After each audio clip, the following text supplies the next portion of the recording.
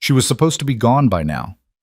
That was the thing nobody could explain, how a woman with no name in this valley, no family, no deed to the land, had turned a dying ranch into something worth fighting over.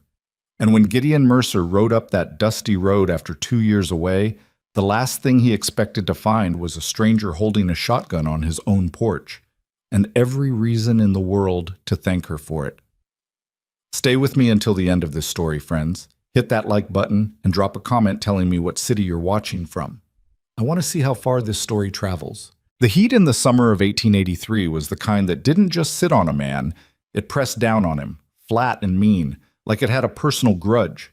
The kind of heat that cracked leather and bleached bone white and made even the hawks too tired to hunt. Gideon Mercer had ridden through 3 days of it coming back from San Antonio, and he hadn't slept more than a few hours the whole stretch, because every mile closer to home was another mile closer to finding out how bad things had gotten. He already knew it was bad. He'd known that when he left. 2 years and 4 months ago, he'd ridden out in the opposite direction, north toward the Kansas cattle trails, because it was the only move left on a board with no good squares. The ranch his father had built, the land his mother had died on, was 6 months behind on loans from the Consolidated Bank of Corpus Christi, and the bank had made it plain they weren't interested in patience.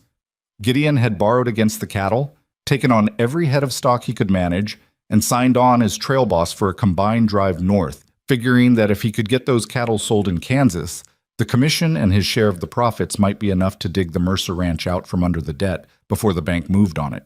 It had taken longer than planned. It always did. The trail broke down outside of Abilene when a river crossing went wrong and they lost 40 head. There were disputes over payment in Wichita. A second drive the following year went better, but a man didn't get rich fast in the cattle business. He got worn down slow, and Gideon had come home leaner and older than he'd left, with enough money to settle most of what was owed and maybe, enough to limp through the rest of the year if the grass held and the sky gave them water. That's what he'd been expecting to find.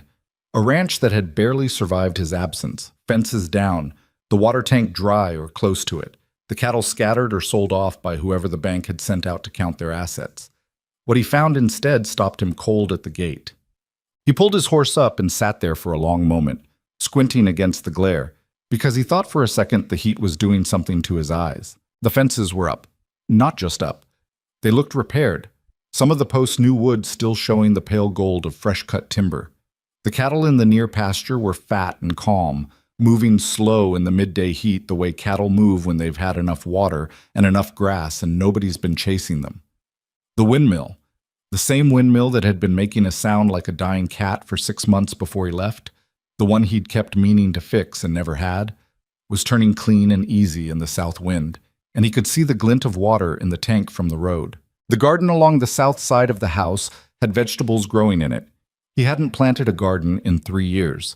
He rode up slow, one hand loose on the reins, the other instinctively near the rifle on his saddle, because none of this made sense, and things that don't make sense on the frontier usually have a reason you don't want to meet unprepared. He was about 30 yards from the porch when the front door opened. She came out steady, no hesitation, and she was already bringing the shotgun up before she'd taken her second step. Double barrel. Hammers back. Pointed at the center of his chest with the particular confidence of someone who had done this before and was not bluffing about what came next. "That's far enough," she said. Her voice was level. Not scared, not shaking, just flat and matter-of-fact, the way someone talks when they've made a decision and aren't looking to revisit it. Gideon stopped his horse. He held both hands out to the sides, away from the rifle, because he was not a stupid man, and the woman behind that shotgun clearly was not a stupid woman. She was younger than him, late 20s maybe, though the sun had put years in her face that weren't really there. Brown hair pulled back and pinned up, but loose at the edges from a day's work. Her dress was plain cotton, worn at the elbows, and there was dirt on her boots that hadn't come from standing on porches. She was thin in the way people get thin when they work from first light to last light and don't have much left over, but she was standing straight, and her eyes were steady on him with an expression he couldn't quite read. Not angry, not frightened, something more complicated than either. "This is Mercer land," he said, carefully, politely. "I know it is. I'm Gideon Mercer." Something moved across her face. Not quite surprise, more like a calculation running fast behind her eyes. The shotgun didn't drop. Prove it. He blinked. Beg your pardon? I said prove it. You ride up on a ranch that's not yours, claim to be the owner, a man who's been gone 2 years and for all I know is dead in a ditch somewhere. You'll have to do better than just saying your name. He stared at her for a moment. Then, despite everything, he almost laughed. He reached into his coat instead, slow and deliberate, and came out with the folded paper he kept in the inside breast pocket. His deed, the copy he'd been carrying since his father had pressed it into his hands the year before the old man died, and said, "Don't you lose this." He held it out. She didn't move for a moment. Then she came down the porch steps, and he noticed she kept the shotgun up with one hand while she took the paper with the other, a trick that required some arm strength and some practice. She unfolded it, read it without rushing, folded it back. She looked up at him. "All right," she said. She lowered the hammers careful, one at a time, and let the barrel drop. "You'd better come inside." Her name was Rosalie Hartwell, and she had come to the Mercer Ranch the previous fall with $4 and a mule that died 3 days after she arrived. She didn't give him the whole story right away. She gave him water, which he needed, and she put coffee on, which he needed more, and she let him wash the trail dust off his hands and face while she heated up what turned out to be a serviceable pan of beans and cornbread. It was only while they were sitting across from each other at the kitchen table. His kitchen table, he kept having to remind himself, though it felt stranger than he'd expected to claim ownership of a room she'd clearly been living in for months, that she started to explain. "I knew the ranch was abandoned," she said. "Word gets around. I was in Drover's Creek when I heard the bank was about to move on it, and I needed somewhere to be." "Needed," he said. He was watching her more than he was watching his food. "I didn't have good options," she said, which was as much as she was going to give him on that for now. "The place was in rough shape when I got here. The water tank had a crack in the lining. It was losing half of what the windmill pulled up. 3 fence sections down on the east side. The cattle that were left were drifting, skinny, couldn't hold weight because they were moving too much looking for grass." "How many were left?" 31 when I got here. You've got 44 now." He stopped eating. "You're telling me you increased the herd?" "Bought 6 head from a family over near Yucca Flat that was selling out. Used money I made from selling the wool off 2 sheep I found on the property. Somebody must have left them. And some eggs and some vegetables from the garden." He looked at the garden through the window. The garden he hadn't planted. "You did all this," he said slowly, "on a property that wasn't yours." She met his eyes. "I needed somewhere to be," she said again. "And the place needed someone to be here. Seemed like an arrangement that worked." "And the bank?" She reached into the pocket of her dress and produced a small leather-bound ledger. She slid it across the table to him. He opened it. The handwriting was neat, precise.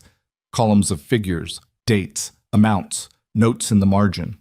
Every transaction she'd made in his name, every payment on the debt, every head of cattle bought or sold, every repair cost accounted for down to the penny. He turned the pages slowly. "You made payments on the debt," he said. 3 of them. The bank in Corpus Christi has a local agent in Drover's Creek now, a man named Fowler. I went in and told him I was the ranch manager, acting on behalf of the absent owner. He wasn't happy about it, but the money was real, so he took it." Gideon looked up from the ledger. "What gave you the right to speak in my name?" Rosalie looked at him without flinching. "Nothing gave me that right. I took it, because the alternative was watching a good piece of land go under when it didn't have to." He sat back in his chair. Outside, the windmill turned. Through the window, the cattle in the near pasture moved lazy in the afternoon light, fat and calm, the way cattle look when someone's been taking care of them. He looked at the ledger again. The numbers didn't lie. "What do I owe you?" he asked. "Nothing," she said. "I had a place to live and food to eat. That's what I needed." "I'm not negotiating," she said, and the tone of it was the same as the tone she'd had with the shotgun. Not aggressive, just settled, final. "I didn't do it to be owed. I did it because it needed doing." He closed the ledger. He set it down on the table between them. "I don't know what to do with you," he said honestly. For the first time, something that might have been humor moved in her face. It wasn't quite a smile, but it was in the neighborhood. "You could start by letting me stay until you've got your feet under you," she said. "I know this ranch now. I know where the fences are weak and where the grass is thin and what the water levels look like in the north tank after a dry week. You've been gone 2 years. It'll take you some time to learn it again." That was true, and he knew it. "All right," he said. "You stay." She nodded, once, like they'd shaken hands on it. The first week was uncomfortable. There was no good way around it. Gideon moved back into his own bedroom, and Rosalie kept the small room off the kitchen that she'd apparently been using, and they worked the ranch in a proximity that neither of them had signed on for, orbiting each other with the careful politeness of two people who weren't sure of the rules yet. He watched her work. He couldn't help it, partly because he needed to understand what she'd built here, partly because there was something in the way she went about it that was difficult to look away from. She didn't waste motion. She was up before him most mornings, already moving through a mental checklist he could only partially reconstruct by watching where she went first. She checked the water levels, checked the east fence line, checked on 2 cows she'd marked as close to calving. She didn't talk much while she worked, but when she did talk, it was specific and useful, and he found himself listening. She was not always easy to like. She had opinions, and she stated them plainly, which was fine when the opinions were about cattle, but sometimes came out sideways in other directions. On the 3rd day, she told him the way he'd repaired the windmill gear was going to give out in a month. "I fixed it," he said. "You fixed it the way a man fixes something when he's in a hurry and expects someone else to deal with it later," she said. "I'll show you what I mean." He almost said something sharp. He didn't, because she showed him, and she was right. On the 5th day, he made the mistake of asking why she'd left wherever she'd come from, and she put down the bucket she was carrying, turned to look at him, and said, "That's not information I'm giving you yet." And then she picked the bucket back up and walked away. He stood there for a moment, feeling like he'd reached out to shake a hand and found it wasn't offered. "Yet," she'd said. He thought about that word. It was near the end of the 2nd week when he rode into Drover's Creek for the first time since coming back, and he started to understand some of what she hadn't told him. The town wasn't large, maybe 400 people in the county seat proper, more scattered across the ranches and smaller claims. Gideon knew most of the old hands, and he'd expected to spend an hour or two catching up on what had changed while he was gone. He stopped first at the feed store, then at the bank agent's office to sort out the remaining balance on the debt, with the cash he'd brought back from Kansas. It was at the feed store that he first heard Rosalie's name. He hadn't mentioned her sin. He was talking to Del Garrett, who ran the store and whose wife was the closest thing Drover's Creek had to a town newspaper, meaning that anything Del knew, everyone knew, within 48 hours. "Heard you were back," Del said. He was a big, soft-spoken man who measured things twice and said things once. "Also heard you got a woman living out there." "She was keeping the ranch," Gideon said. "She did good work." Del's expression shifted in a way Gideon couldn't quite pin down. Not quite disapproval. Something more like discomfort. "You know about her then," Del said. "I know she saved my ranch. What else is there to know?" Del glanced at the door, then back at him. "There's been talk about where she came from, why she left. People around here don't know what to make of her. She came in a few times for supplies, paid cash, didn't explain herself much. That doesn't sit right with some folks." "What kind of talk?" "The kind that doesn't have much fact behind it, but gets repeated enough that it starts to sound like it does." Del didn't look happy about this.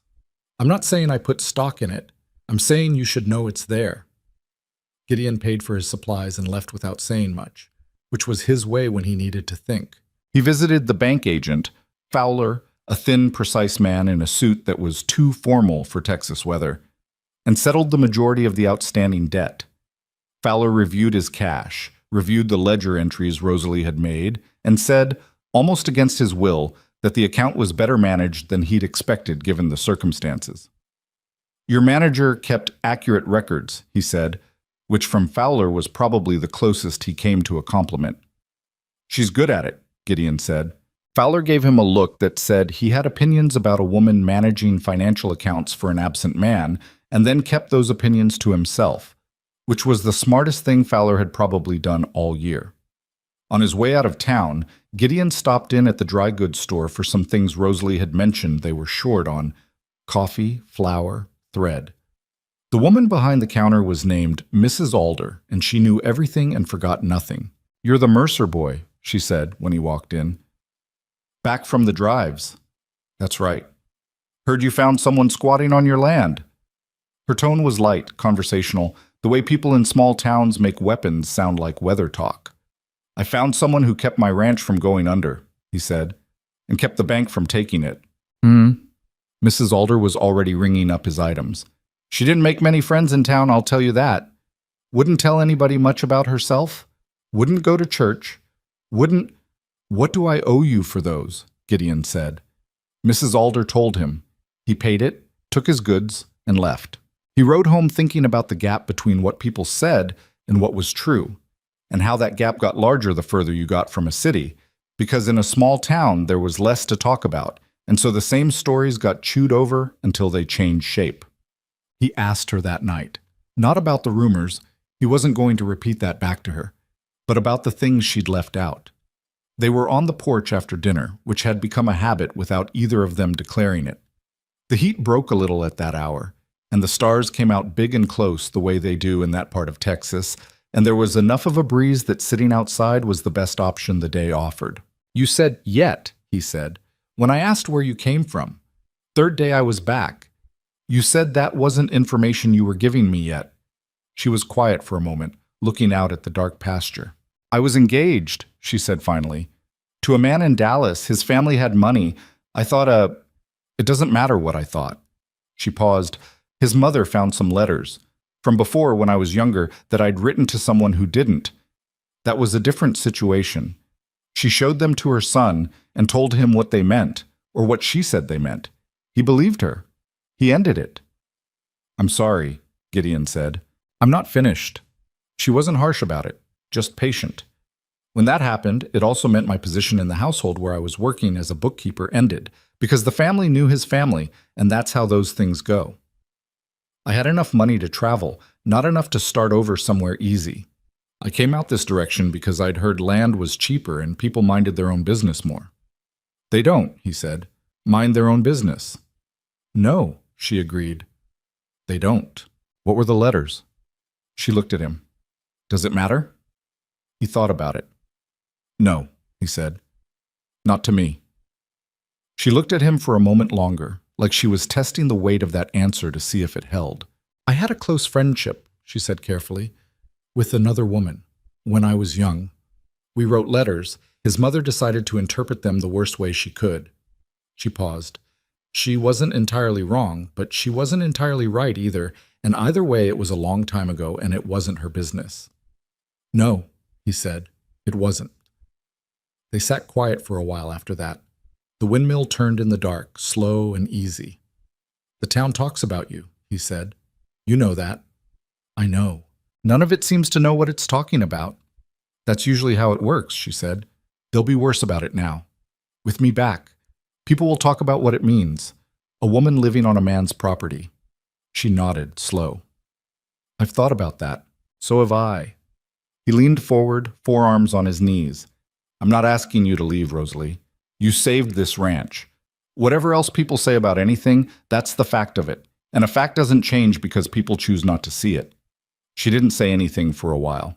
Gideon, she said finally, and it was the first time she'd used his name. I need you to understand something. I'm not looking for someone to defend me. I've been on my own long enough that I've gotten comfortable with the condition. If you're going to have me here because you feel like you owe me something, that's going to go bad. That's not why. Then why? He was quiet for a moment. Outside, somewhere across the dark pasture, one of the cattle lowed low and settled. Because you fixed what I couldn't, he said. And because whatever I thought this ranch was going to be when I got back, what it actually is better. And I don't think that happened by accident. I think it happened because you understand something about land and cattle and hard work that doesn't have anything to do with whose name is on the deed. He looked at her. And because the work is too much for one person. I knew that before I left, which is part of why I left, and I know it now. She looked at him a long time in the dark. You're not what I expected, she said. What did you expect? Someone who would come home, look at the ledger, calculate what he owed me, and tell me to be gone by morning. That crossed my mind, he admitted. Something real moved in her face for the first time. Not quite humor, not quite relief, somewhere in the middle. At least you're honest about it, she said. I try to be. I'm not always good at it. Neither am I. The night settled around them. The breeze moved through the grass.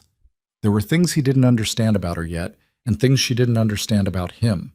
There were things about this valley he didn't know yet that she was going to have to teach him, and things she was going to discover about the world of cattle drives and county politics that she hadn't run into yet.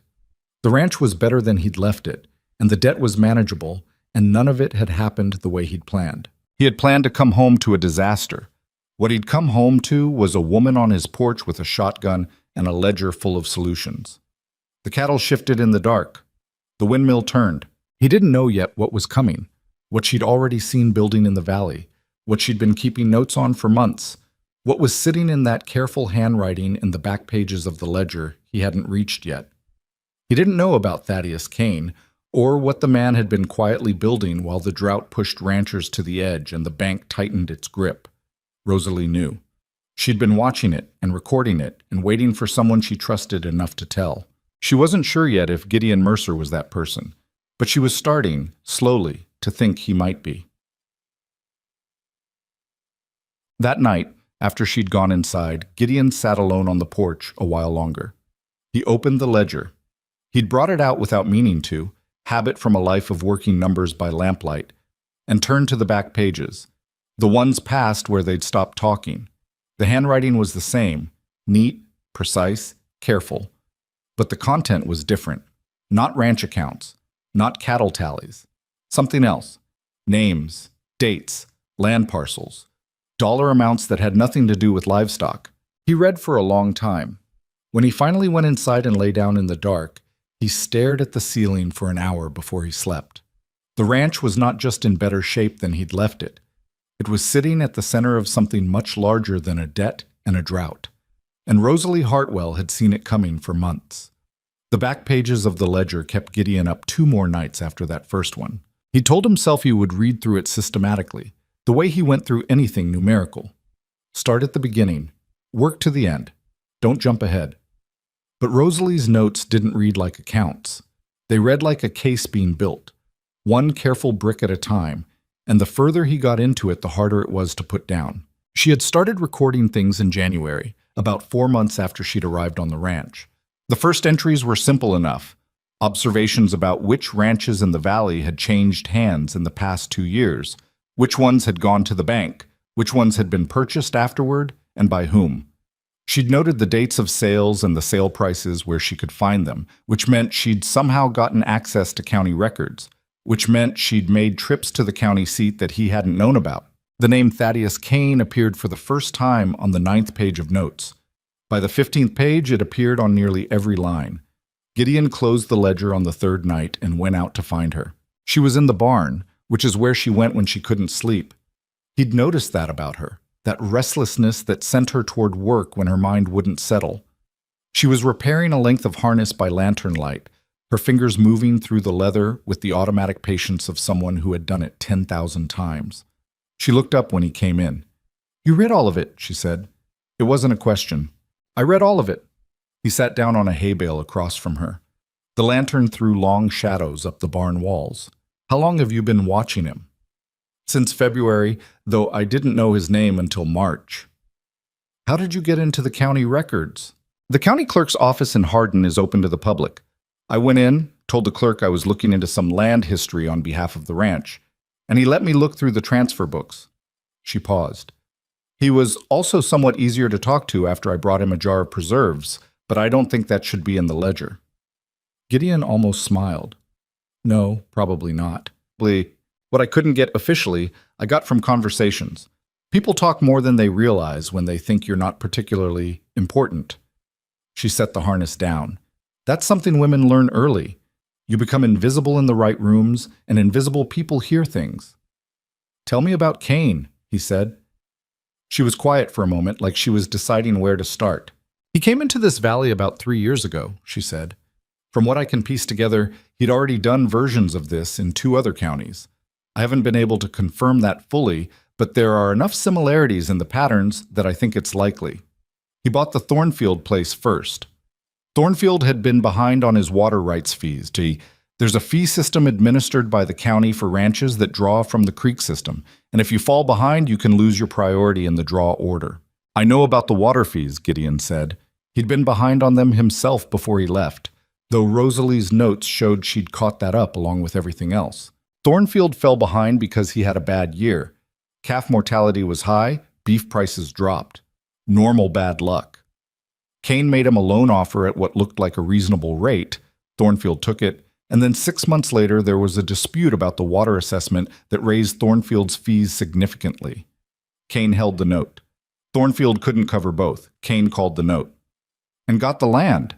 The Thornfield place controls the upper section of Dry Creek tributary, the best water access in the North Valley. She reached into her dress pocket and produced a folded piece of paper. She unfolded it and held it out to him. It was a rough-drawn map of the valley, the creek system marked in blue pencil, and a series of properties marked and shaded. I drew this in April.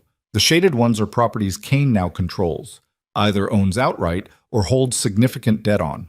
He took the map and looked at it in the lantern light. 7 properties, spread across the valley in a pattern that wasn't random at all once you saw it. He's following the water, Gideon said. Every property he's taken has either direct creek access or sits above a spring. The ones he's moved on through debt, those are the ranches whose owners drew from secondary sources, the ones that depend on the main creek flow making it downstream. She leaned forward slightly. If you control enough of the upper creek access, you can affect how much water reaches the lower properties. Not dramatically, not overnight, but over a dry season. Enough to put pressure on a ranch that's already struggling. Gideon looked at the map. He looked at where his own property sat. We're not shaded, he said. No, but you're circled. He looked again. There was a light pencil circle around the Mercer land, fainter than the shading on the others. Why circled? Because you have the spring on the South 40, she said, the one that feeds the lower pasture tank. It doesn't connect to the creek system. It's independent, which means it doesn't fall under the county water fee assessment. And it means that whoever controls your land has a water source that Kane can't manipulate through the county fee structure. Gideon sat with that for a moment. He wants this ranch specifically, he said. I think he's wanted it for a year. I think the reason the bank pressure on your debt got heavier in the months before you left is because someone was encouraging it. She paused. I can't prove that yet. That's the piece I'm still working on. Who at the bank? The regional manager, man named Carver, out of Corpus Christi. He's made 3 trips to Drover's Creek in the past 8 months. 2 of those trips, he met with Kane. She looked at him steadily. I know that because I saw them. I was at the feed store both times. I recognized Carver from the one time I went into the bank office to make a payment on your account. Fowler introduced us because Carver happened to be there that day. And I saw him get into a buggy with Kane on Main Street and ride off toward Kane's property on the Hendricks Road. Gideon was quiet for a long time. Rosalie, he said finally, why didn't you tell me this the day I rode up? She looked at him with an expression that said she'd expected the question and had an answer ready. Because I didn't know you, she said. I'd been living on your land for months and I knew the ranch, and I had a sense of who you might be from the things you'd left behind and the way the people in town talked about you. But I didn't know you. And what I have in that ledger, if it got to the wrong person, if you'd ridden back and turned out to be the kind of man who'd try to use it as leverage with Kane, or sell it, or decide it wasn't worth the trouble and burn it, it would have disappeared. And the people who are losing their ranches would have had nothing. So you waited. I waited, she said. I'm sorry if that feels like I was withholding something from you. I was. But I had reasons. He handed the map back to her. I'm not angry about it. No? No. I would have done the same. He paused. Probably. I'd like to think I would have done the same. She looked at him for a moment, then refolded the map carefully and put it back in her pocket. What do you want to do? She said. It was the right question, and she'd put it the right way.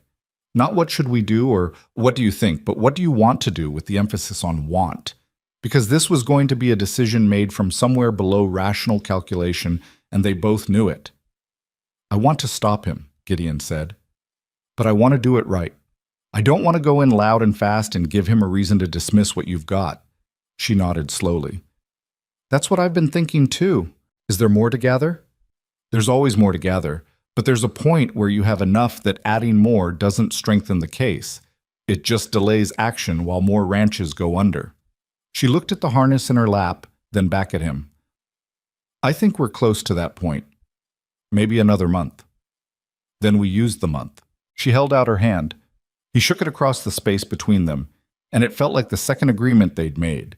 The first had been over coffee and beans at the kitchen table, and it had been about the ranch. This one was about something larger, and they both felt the difference. The next 4 weeks had a different texture than the first two. The work was the same: fences, cattle, water, the endless maintenance of a working ranch. But there was something running underneath it now, a shared purpose that changed the way they moved through the days. Gideon started going into Drover's Creek more often, which was partly deliberate. He needed to reestablish himself as a presence in the community. Needed people to see him as what he was, a rancher who was back, who was solvent, who intended to stay. He attended the monthly cattlemen's meeting at the Drover's Creek Social Hall, which he'd rarely bothered with before. He spent time at the feed store and the saloon and the barber shop, the places where men talked, and he listened more than he spoke. What he heard in those conversations confirmed pieces of what Rosalie had documented. There was anxiety in the valley. 3 more ranches had changed hands in the past 6 months: the Wiley place, the old Corbin homestead, and a smaller operation out near the eastern ridge run by a family named Pettigrew.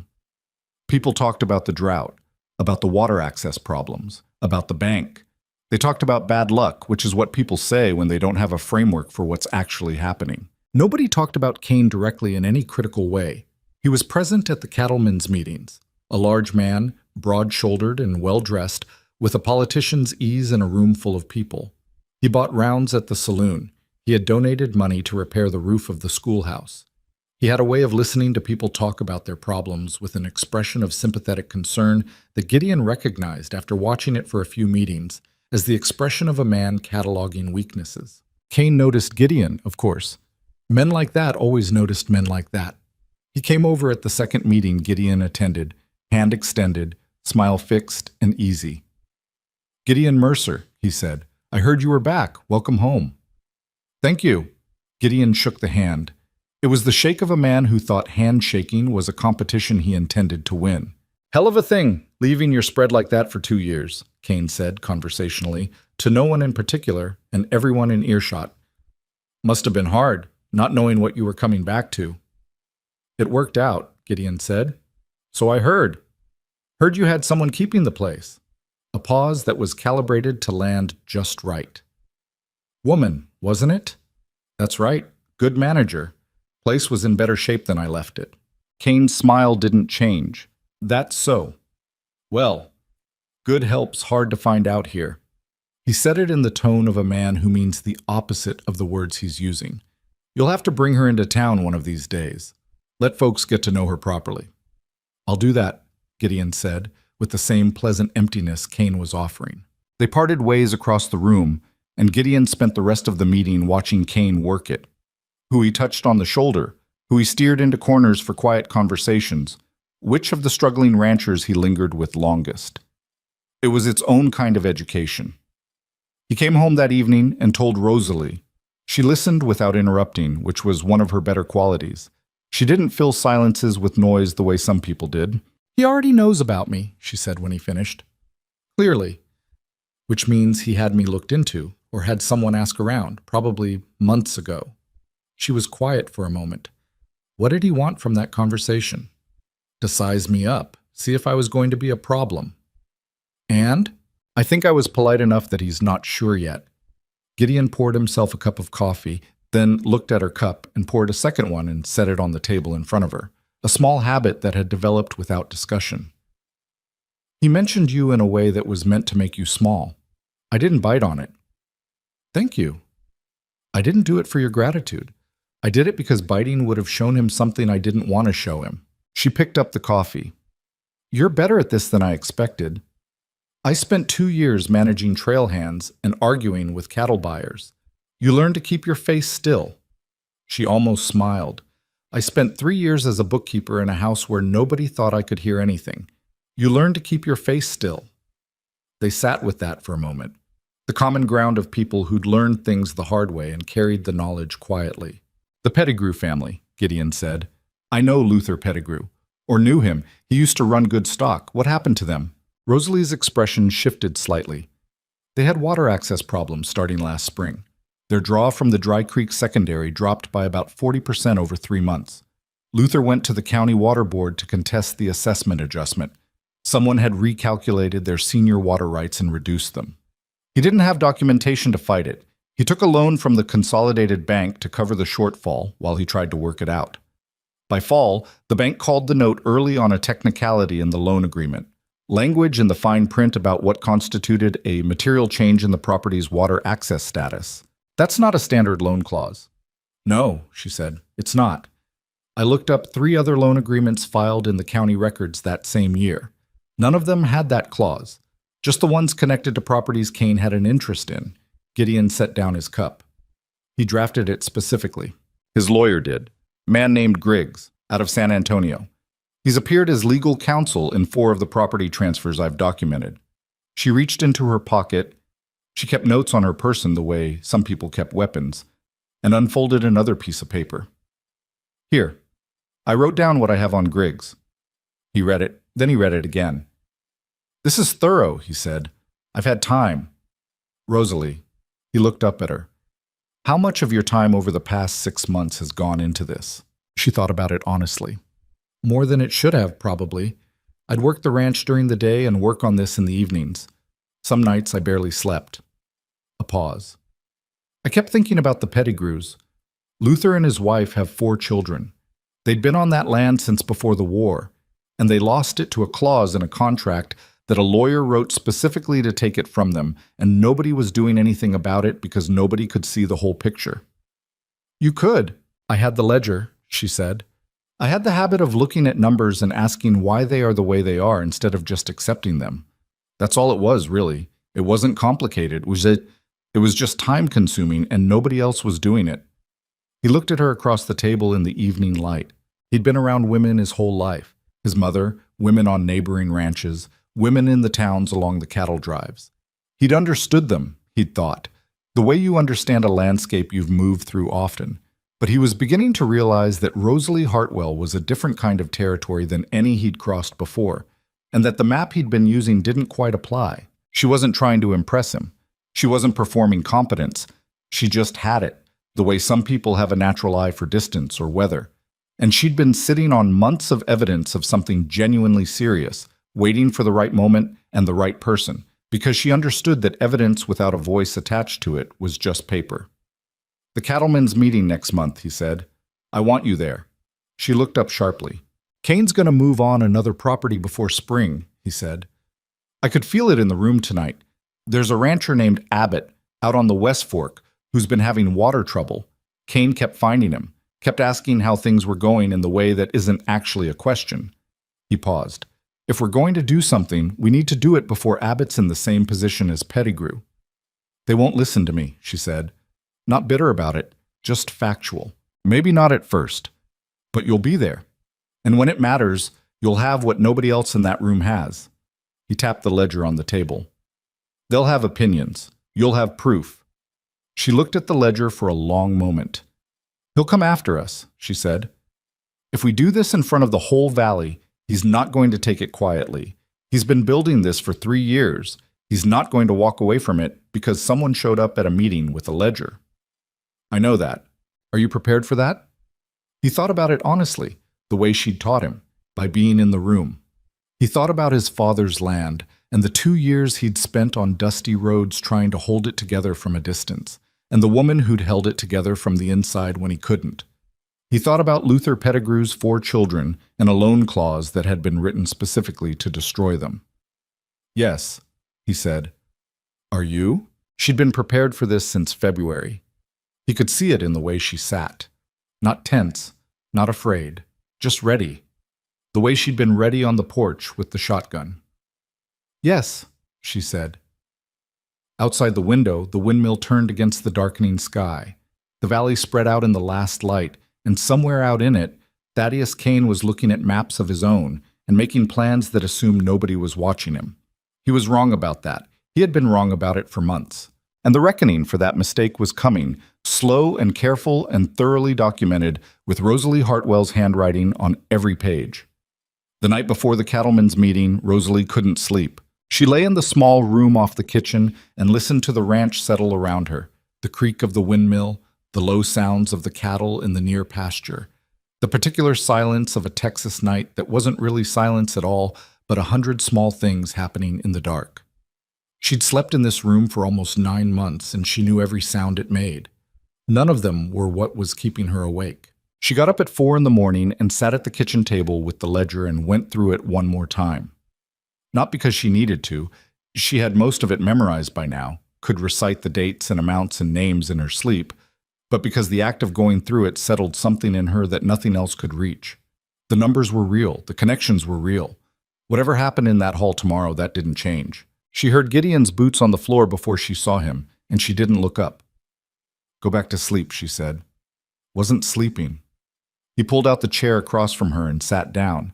His hair was unkempt, and he'd thrown his shirt on without buttoning the top 2 buttons, and he looked like what he was, a man who'd been lying awake in the dark and given up on it. "You've been in here an hour. You were listening. I heard you get up." He leaned back in his chair and looked at her across the table with the particular directness he had, the look that didn't push but didn't look away either. "You worried?" "Yes." "About Kane. About the room," she said. She closed the ledger. "Kane I know how to handle. He'll come at me sideways through my reputation because that's the angle that's worked for him before when he needed to discredit someone. I've thought about that and I know what I'm going to say." She looked down at her hands on the cover of the ledger. "The room is different.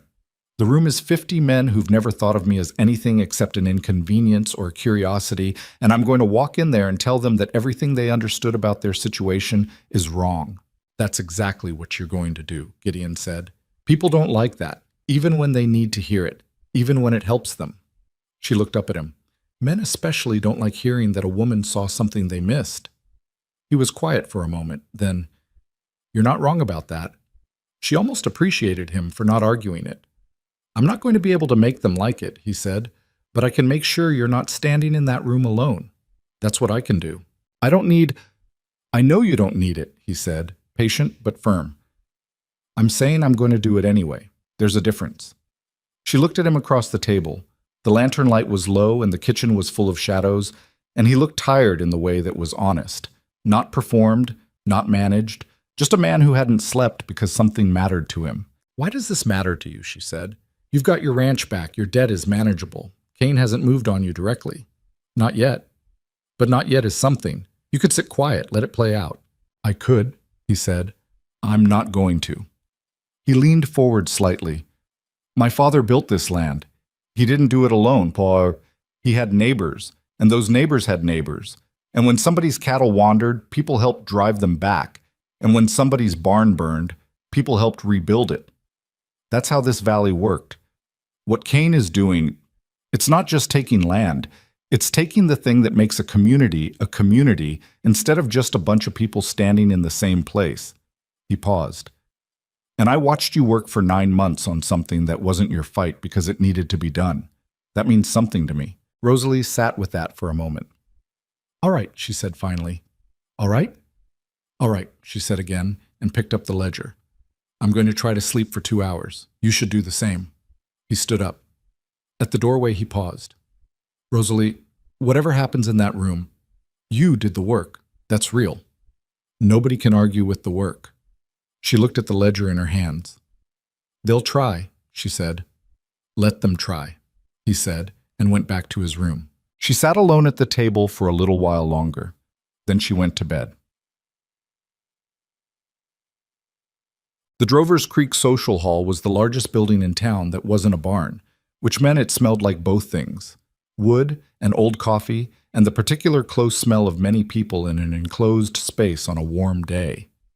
The monthly cattlemen's meeting drew ranchers from across the county, and this one had pulled a fuller crowd than usual because word had gotten around that the water assessment disputes were going to be on the agenda, and water in a dry year was the thing that got people out of their chairs. Gideon and Rosalie arrived together, which itself produced a ripple.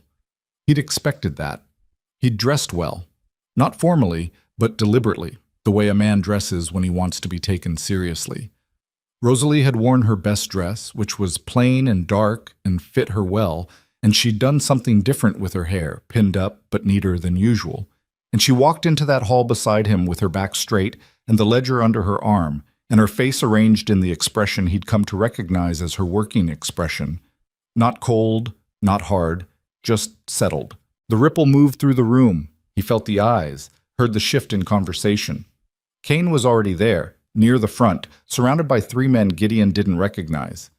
Too well dressed for local ranchers, which meant they'd come from somewhere else for this occasion. Kane saw Gideon come in. His gaze moved to Rosalie and stayed there for a moment, assessing, before he looked back at Gideon with a smile that was mostly for the benefit of the men around him. Del Garrett was there, and he caught Gideon's eye with a look that was partly sympathy and partly warning. Hector Reyes, who ran cattle on the south end of the valley, gave Rosalie a frank stare that wasn't hostile, more curious, like he was trying to reconcile what he'd heard with what he was seeing. Old Ben Abbott was there. The rancher Gideon had been watching Kane circle, and he looked tired in the specific way of a man who'd been losing sleep over numbers that wouldn't work out. Gideon steered them toward seats on the left side of the room, halfway back, visible, but not in the front where they'd have to spend the whole meeting with their backs to the room. The meeting opened with routine business. Water fee disputes were third on the agenda.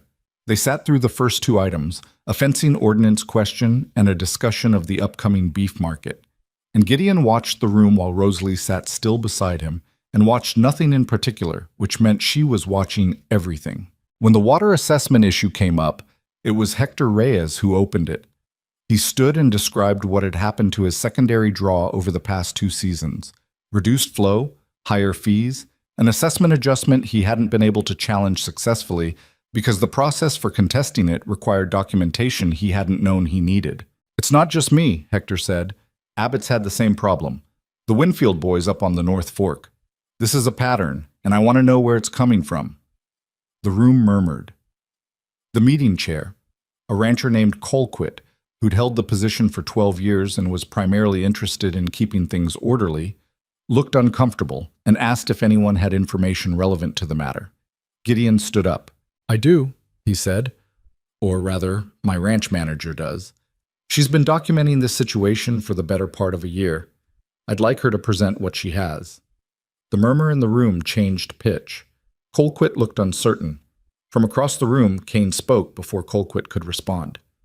"I wasn't aware we were taking testimony from ranch hands at these meetings," he said pleasantly. Just pleasantly. Nothing overtly wrong in it, but carrying the exact weight he meant it to carry. "She's not a ranch hand," Gideon said. "She's the manager of the Mercer Ranch, and she has documented evidence relevant to a matter the entire valley has interest in."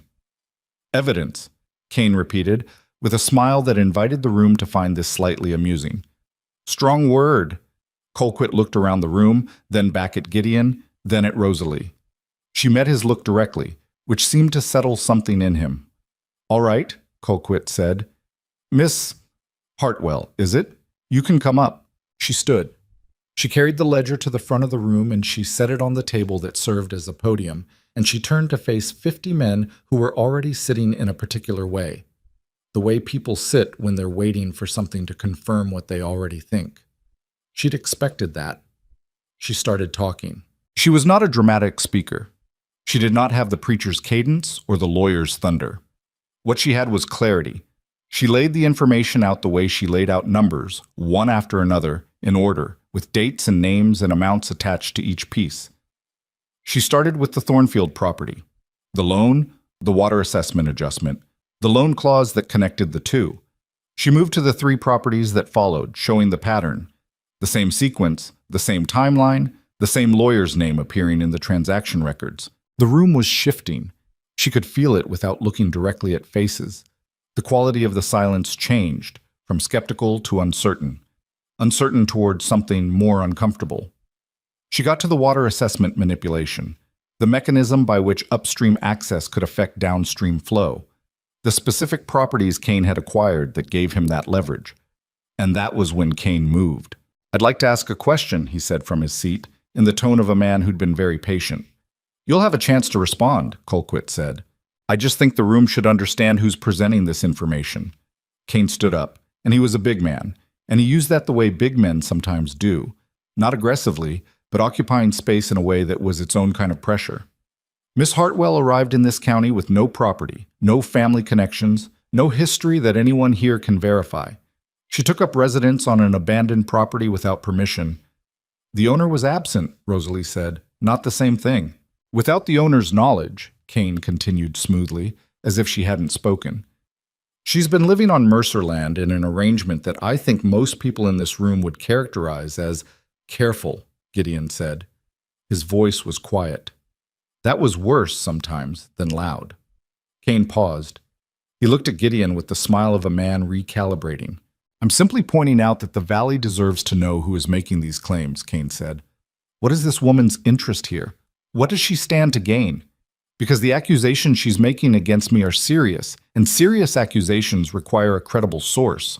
The source is the county records office, Rosalie said. The source is the loan agreements filed with the county clerk. The source is the water assessment ledger, which is a public document. She opened the ledger on the table and turned it so the room could see the columns of figures, the dates, the names. I didn't invent these numbers, Mr. Kane. I copied them from documents that anyone in this room can go and read for themselves. Documents can be misread, Kane said, interpreted incorrectly by someone who doesn't understand how land and water transactions work, then explain them. She looked at him directly.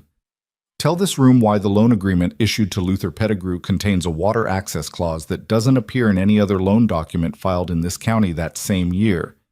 Tell them why your lawyer, Randall Griggs of San Antonio, has appeared as counsel in 4 separate property transfers in this valley, all of them properties that subsequently experienced significant reductions in their assessed water rights within 6 months of you acquiring adjacent land. She paused. I'm happy to be corrected, but I'll need a better argument than questioning my character. The room was very quiet. Kane's expression had not changed. That was the thing about men like him. They'd been in enough rooms that they'd learned to keep the surface still, no matter what was happening underneath. But something had shifted in how the room was looking at him, and he could feel it as well as anyone. You come in here, he said, and now the pleasantness was gone, replaced with something flatter and more direct. With a book full of numbers, and you expect these men to believe that you, a woman nobody here knows, with no land, no vote, no legal standing in this association, have uncovered some kind of conspiracy that every rancher in this valley missed? He let that sit for a moment, then addressed the room over her head as if she'd stopped being worth speaking to directly. I've been in this valley for 3 years. I've been at every one of these meetings. I've given to the schoolhouse fund and the road repair and the drought relief drive. And you're going to take the word of a woman who squatted on an empty ranch over that record? There was a murmur, not all of it unfavorable to him. Rosalie waited until it settled. Mr. Kane, she said, I notice you've spent considerable time on who I am and where I came from, and very little time on the numbers. She turned to the room. So I want to ask each of you something. Raise your hand if your water draw has decreased in the past 18 months. A pause. Then Hector Reyes raised his hand. Then Abbott. Then one by one, 7 more hands in the room. Now keep your hand up, she said. If you were told the decrease was due to a county assessment adjustment. All 11 hands stayed up. Now keep your hand up if anyone from the county water board came out to your property and physically inspected your water source before making that adjustment. 9 hands dropped. 2 men looked at each other. The room was very still. She reached into the ledger and pulled out a separate folded document, the one she'd copied by hand from the county procedures manual during one of her trips to Hardin. She held it up. The county water rights assessment procedure requires a physical inspection before any senior rights reduction can be implemented, she said. It's in the county code. It's been in the county code since 1871. If your assessment was reduced without an inspection, the adjustment is procedurally invalid. She set the paper down. Every one of you who kept your hand up has grounds to contest your assessment, and I can show you exactly where in the county records to find the documentation you'll need to do it. The murmur that went through the room was different now. It had the sound of people doing arithmetic in their heads and not liking the answer they were reaching. Kane took a step forward. Now listen, he started. She's not finished. Gideon had stood up from his seat. He didn't shout it. He said it the way you say something when you mean it and you're not interested in arguing about whether you mean it. His eyes were on Kane, and the look on his face was the one that people who'd worked cattle drives long enough sometimes got. The look of a man who'd dealt with hard weather and uncooperative animals long enough that he'd stopped being surprised by either, and had no patience left for theater. Kane looked at him. Something passed between them that wasn't words. "This woman kept my ranch solvent while I was gone," Gideon said to the room, not just to Kane. "She made 3 debt payments using money she earned working the land. She repaired fences, improved the herd, fixed the windmill.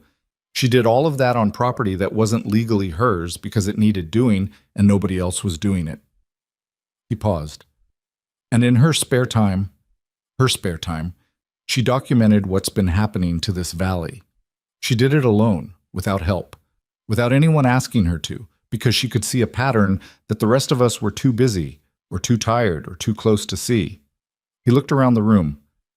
"I know some of you have heard things about her. I know some of you came in here today ready to dismiss what she had to say because of who she is instead of what she knows. I'm telling you that's a mistake. The numbers don't care about her reputation. The county records don't care. The water in your tanks doesn't care." He turned and looked at Rosalie.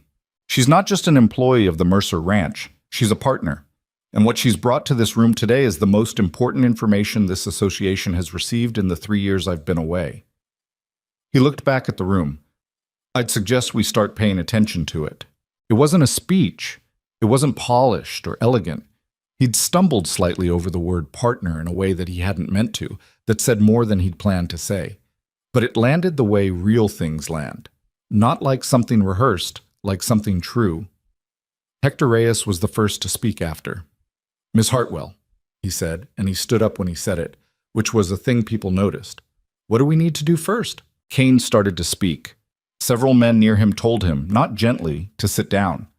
Colquitt, who had been watching all of this from the front of the room with the expression of a man witnessing something he hadn't prepared for and wasn't sure how to categorize, cleared his throat. "I think," he said carefully, "that we'd better hear the rest of what she has." Rosalie looked at the room, at Reyes still standing, at Abbott leaning forward in his chair, at the 11 men who'd kept their hands up and were now looking at her with something she hadn't seen on those faces before. Not exactly respect, not yet, but the beginning of it. The place where respect starts, which is someone deciding that what you know matters more than what you look like. She turned to the next page in the ledger. "All right," she said, "let's talk about Randall Griggs." Whoopamo. Kane left before the meeting formally adjourned. He didn't announce it.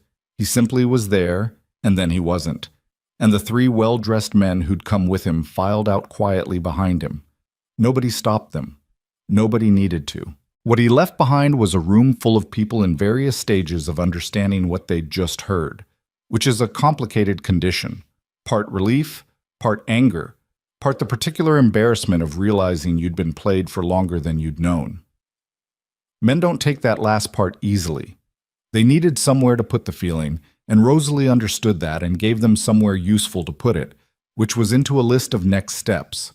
Who would go to the county clerk's office? Who would contact the state land commission? Who would begin contesting their water assessments? She stayed at the table for an hour and a half after the formal meeting ended, going through documents with ranchers who came up one by one. Abbott, who'd had tears in his eyes that he was working hard to blink away. Reyes, who was methodical and precise and reminded her in some ways of herself. 2 younger men she didn't know who'd inherited their family's land and hadn't understood until tonight exactly how much trouble they were in. Gideon stayed too. He didn't interject. He stood a little to the side and let her run it, which she needed him to do. And he seemed to understand that without being told. It was nearly 6 in the evening when the last rancher left and they were alone in the hall. She gathered the ledger and the separate documents and put them back in order with the careful habit of someone who understood that a misfiled paper could matter as much as a misfiled dollar. Her hands were not entirely steady. She noticed that and was mildly annoyed by it. "You're shaking," Gideon said. "I'm aware," she said. "That's not weakness. That's your body catching up to what your brain just did." She finished organizing the papers. "He's going to retaliate." "Yes. Whatever he does next, it'll be worse than what he did in this room today." "Probably." She looked at him. "You said I was your partner, in front of everyone." He met her eyes without flinching. "I said it because it's true." She considered that for a moment. The word, and the way he'd stumbled on it, and what that stumble had meant. She was not a woman who misread things. She hadn't misread that. "We should go," she said. "There's still evening chores." "There are," he agreed. They walked out of the Drovers Creek Social Hall into the cooling evening, and the street was mostly quiet now, the day winding down the way days did out here. Slow and sure, without asking anyone's permission. Somewhere across the valley, in a large house on bought land, Thaddeus Kane was sitting with his lawyer and his plan and his considerable resources, figuring out what came next. But the room had turned. That was the thing that couldn't be undone. The room had turned, and Rosalie Hartwell had turned it, one documented number at a time, and the valley that had ignored her for 9 months was going to have a very hard time pretending, from here on out, that she wasn't exactly what she was. Kane moved faster than either of them had expected. 3 days after the cattlemen's meeting, a man Gideon didn't recognize rode up to the ranch gate and handed him a folded letter without dismounting.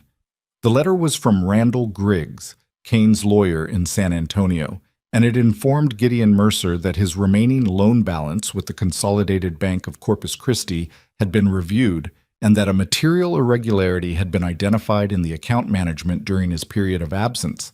Specifically, that payments made by an unauthorized third party on behalf of the account holder could not be recognized as valid under the terms of the original loan agreement, and that therefore the account should be considered in arrears for the full period of Gideon's absence, accruing penalties accordingly. The letter included a figure at the bottom. It was significantly larger than what Gideon had believed he owed. He read it twice, standing at the gate in the morning sun.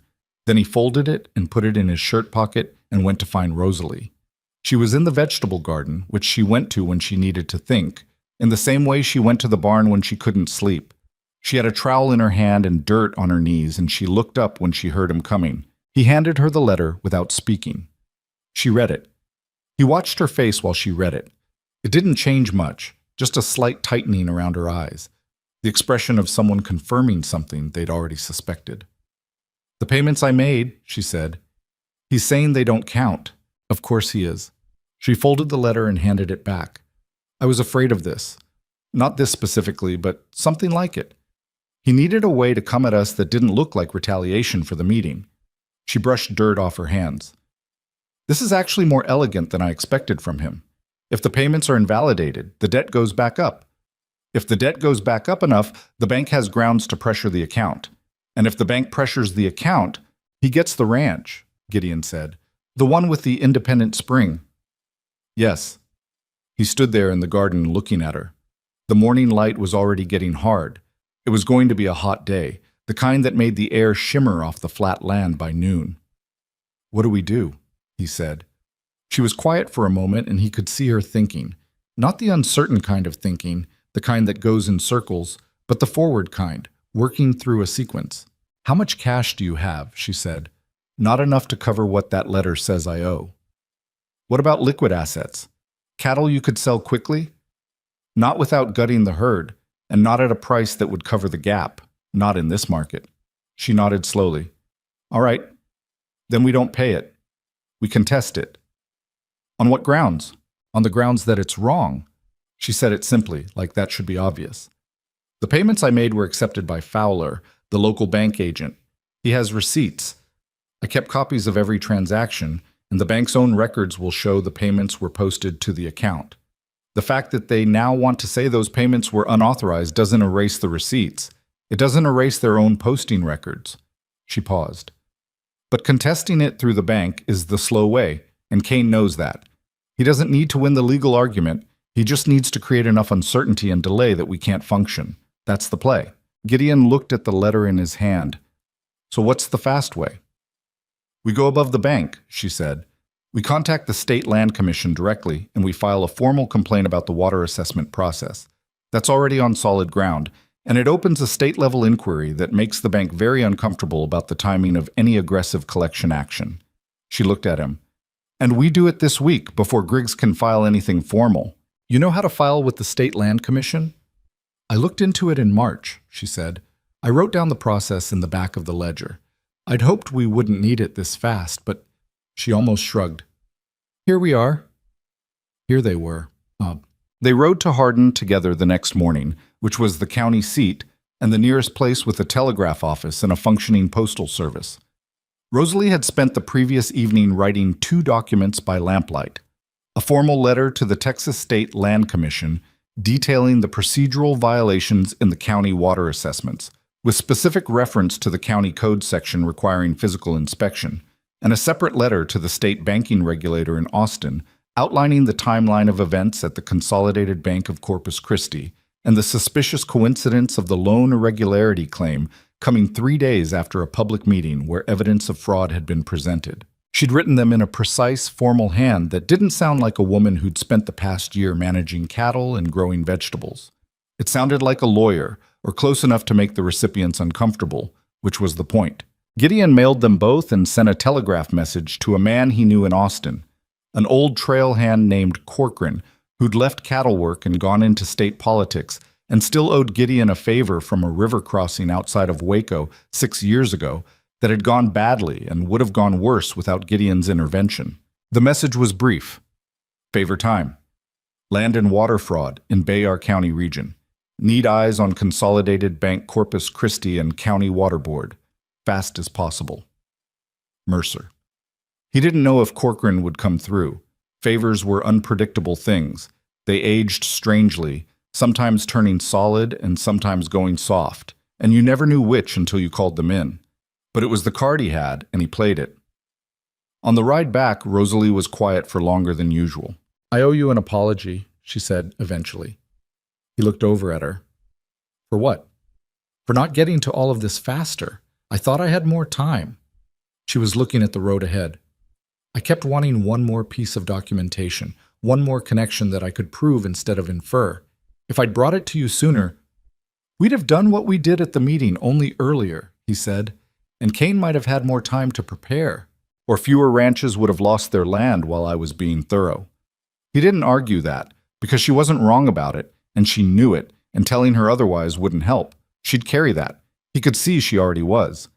"You did what you could with what you had," he said. "That's all anybody does." "I know, I just—" She stopped, started again. "The Pettigrews, Luther Pettigrew's children. That land was their inheritance, and it's gone because I spent 2 extra months looking for documentation I didn't end up needing. Or it's gone because Thaddeus Kane stole it," Gideon said, "which is where the responsibility actually sits." She was quiet. "Rosalie, you're not allowed to carry his crimes." She looked at him then, and there was something raw in her face that she usually kept tucked away. Not weakness, just something real and tired that didn't have the same careful management on it as everything else. "I don't know how not to," she said. It came out plainly, without performance, the way things come out when you're too tired to manage them. "I've always been this way. I see a problem, I feel responsible for it, I work until it's fixed or until I've done everything I can.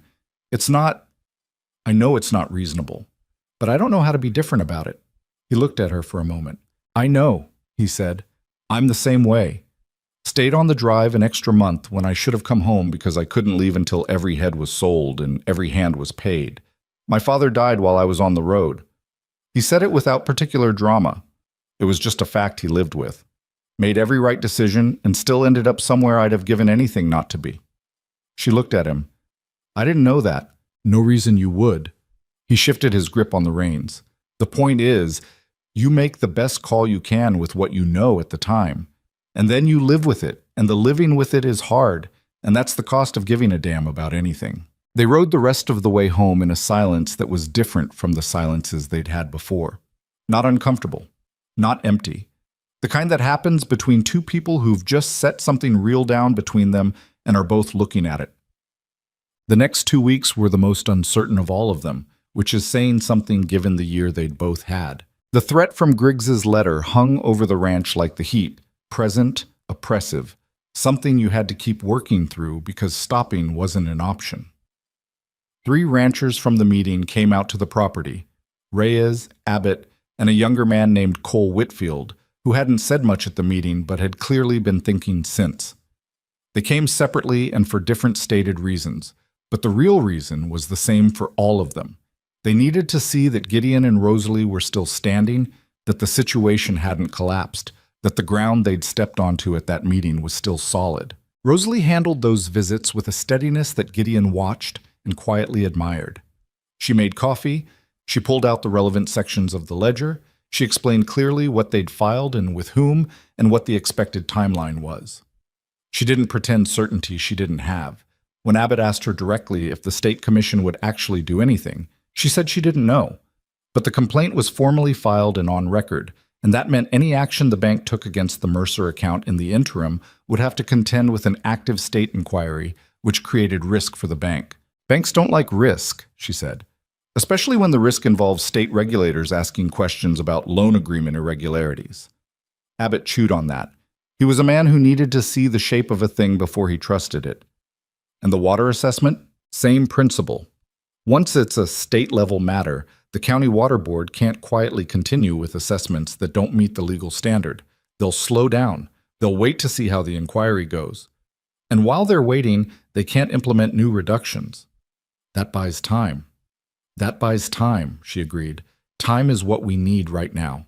Reyes, who had more education than most of the Valley ranchers and wasn't shy about using it, asked her about the legal standing of the invalidated payments argument, whether Griggs had an actual case or whether it was a threat designed to produce a settlement. A threat, she said, without hesitation. The bank accepted those payments and posted them to the account. Their own records contradict the argument. A competent attorney could have that claim dismissed. She paused. The problem is that a competent attorney costs money, and Kane knows that. Could you do it yourself? Reyes asked. Make the argument? I'm not a lawyer. No, but you write like one. She looked at him for a moment. I could write the brief, she said carefully. I'd need someone to review it. My brother-in-law is a lawyer in San Marcos, Reyes said. Solid man. I'll write to him tonight. These were the kinds of developments that didn't feel like progress when they happened. They were too small, too tentative, too dependent on other things falling right. But they were the architecture of something, even when you couldn't see the whole structure yet. Gideon knew that feeling from the cattle drives. You didn't see the whole trail from any one point on it. You just kept the cattle moving and trusted that the map was right. Corcoran's reply came 12 days after the telegraph. It was longer than Gideon had expected, 2 full pages, written in the cramped hand of a man who'd learned to write late in life and still treated paper as expensive.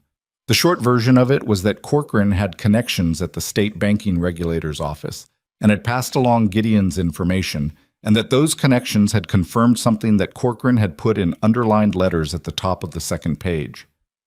The Consolidated Bank of Corpus Christi is already under informal inquiry for a separate matter involving loan documentation practices in 3 counties. Your situation is not isolated. You are not alone in this. Gideon read that line to Rosalie across the kitchen table. She sat very still for a moment. There are other counties, she said. That's what he's saying. He's done this before.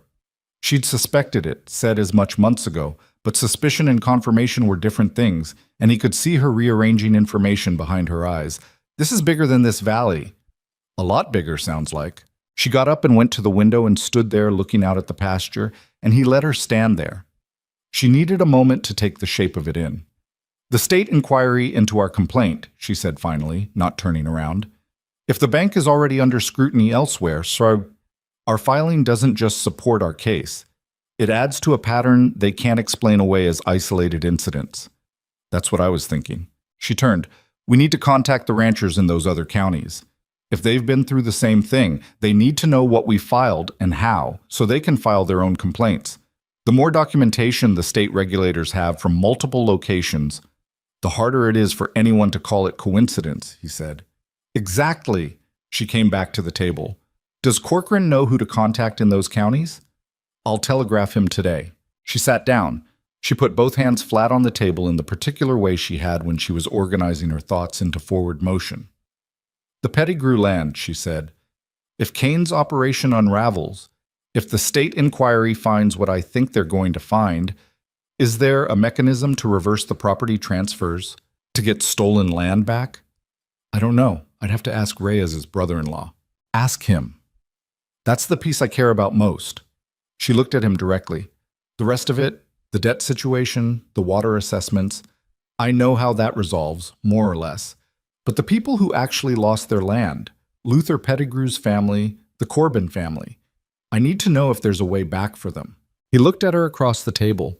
She was tired. He could see it, had been seeing it for days, the particular fatigue of someone who'd been running on purpose and willpower for so long that the body was starting to present the bill. But her eyes were clear, and her voice was steady, and she was even now thinking about the Pettigrew children before she was thinking about herself. "I'll find out," he said. 10. The state investigator arrived in Drovers Creek on a Tuesday morning in October, 3 weeks after the telegraph from Corcoran. His name was Aldrich, and he came from Austin with 2 assistants and a leather satchel full of formal inquiry documents and the quiet, deliberate manner of a man who had done this work long enough to know that patience was more powerful than speed. He set up in the county clerk's office, which was technically a public building and therefore not something the county water board could lock him out of, and he began requesting records. Gideon and Rosalie met with him the first afternoon. She brought the ledger and the copies of all her documentation, and she laid it out for Aldrich the same way she'd laid it out at the cattlemen's meeting. Methodical, dated, sourced. Aldrich asked good questions, the kind that said he was looking for the same pattern she'd been documenting, just from a different direction. "You'll have to tell me," he said near the end of the meeting, "how you got access to the county transfer records." "I went to the county clerk's office and asked," she said. "They're public documents." He looked at her for a moment. "Most people don't know that." "Most people don't think they're allowed to look," she said. "I've never found much advantage in assuming I'm not allowed to look at things." He made a note. He closed his satchel. He looked at her the way Reyes had looked at her at the meeting. Not the way most men in this valley had looked at her, not dismissively or with that particular brand of cautious distance, but like someone revising an assumption. "Miss Hartwell," he said, "the complaint you filed was one of 6 the Commission received in the past month relating to water assessment practices in counties where the Consolidated Bank has had active loan portfolios. Yours was the most thoroughly documented." He paused. "By a significant margin." She received that without visible reaction, which was also something he seemed to note. "What happens now?" Gideon asked. "Now I spend 2 weeks going through everything the county clerk has, and then I go to Corpus Christi and do the same thing to the bank's records, and then I write a report." Aldrich stood and gathered his satchel. "What I can tell you is that the loan invalidation claim against your account has been flagged as part of this inquiry, which means the bank cannot take collection action on it while the inquiry is active. That protection is formal and enforceable." He looked at Gideon. "Your ranch is not at risk at this time." Gideon let out a breath he hadn't realized he'd been holding. After Aldrich left, they sat in the clerk's office for a moment, in the suddenly quiet room. "He said 6 complaints," Rosalie said. "I heard. 3 counties, all the same pattern." She looked at the table. "Kane's been doing this for years. And now the state knows it." She nodded slowly. Outside the window, Drovers Creek went about its afternoon business. Wagons on the main street, the sound of the blacksmith 3 buildings down, somebody's dog barking at something in an alley. The ordinary sound of a town that didn't know yet how close it had come to something, or how far the thing that had been building in its valley actually reached. It came apart over the following 6 weeks, the way big things come apart. Not all at once, not dramatically, but in pieces that each seemed small until you stood back and realized the structure was gone. The county water board, faced with Aldrich's formal inquiry and the suddenly very public record of their inspection failures, moved quickly to distance themselves from the assessments they'd made. 3 board members resigned. The chair, a man named Pickett, who'd been on the board for 9 years, and whom Rosalie had privately suspected of being in Kane's pocket since March, retired abruptly to visit family in Louisiana and did not come back. The bank in Corpus Christi was slower, but the direction was the same. The regional manager, Carver, the one who'd made 3 trips to Drovers Creek and twice met privately with Kane, was placed on administrative suspension while the state banking inquiry proceeded. Fowler, the local agent, was interviewed and turned out to be not corrupt exactly, but willfully incurious in a way that amounted to the same thing. He resigned and was replaced. Kane himself did not go quietly. He hired 2 additional lawyers. He filed his own counter-complaints with the county, claiming that the state inquiry was based on fraudulent information provided by a woman of dubious character and residency status. He appeared at a special session of the county commission and spoke for 40 minutes about property rights and the dangers of outside interference in local affairs. And it was a good speech. He was a man who knew how to speak. But the commission had already seen the ledger and heard from Aldrich's office, and good speeches don't rewrite documented facts. Griggs, his San Antonio lawyer, severed his representation in November. That was the moment Gideon pointed to later when people asked when he knew it was over. Not when the inquiry started, not when Pickett resigned, but when Griggs filed his notice of withdrawal and Kane had to go looking for a new lawyer. Lawyers who severed representation without completing their cases were lawyers who'd looked at the evidence and decided they didn't want their name attached to the outcome. The Pettigrew land question, the one Rosalie had asked him to pursue, the one that mattered to her most, turned out to have an answer, though it wasn't simple. Reyes's brother-in-law, a methodical man named Torres, who came up from San Marcos to review the transfers, determined that 2 of the property sales connected to Kane could be challenged on grounds of fraudulent inducement. The loan terms had been misrepresented, and the manufactured water assessment problems that had precipitated the sales were themselves illegal, which tainted the transactions. It would take a civil proceeding.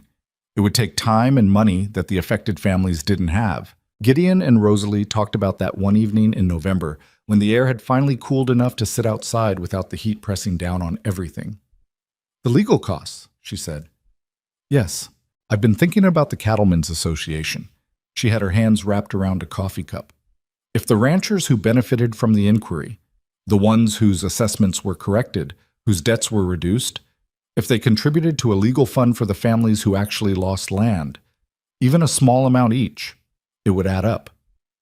"Would they do it?" "Reyes would. Abbott would. Whitfield." She paused. "People are more generous when they've just been shown how close they came to needing the same thing themselves." He thought about it. "I'll bring it up at the next meeting." "Bring it up," she said. "But let Reyes present it. He's got more standing in that room than you do for something like this." He looked at her. "More standing than me. They trust you," she said, "but they respect him in a different way. For this specific thing, the way it's framed matters." She paused. "I know how rooms work." He did not argue, because she was right. And he'd learned by now that when Rosalie said she knew how something worked, she had usually spent more time studying it than he had. Reyes presented the legal fund proposal at the December meeting. It passed. It wasn't enough to cover everything. It never was. But combined with the partial restitution the state inquiry was able to compel from the bank's recovered assets, Luther Pettigrew got enough to buy back a smaller piece of land on the south edge of his old property. It wasn't what he'd lost. It wasn't fair. In the clean way, fairness exists only in the imagination. But it was something, and something was what the valley could offer. And Pettigrew shook Rosalie's hand outside the meeting hall with the grip of a man who understood what the offer had cost and where it had come from. She didn't say much.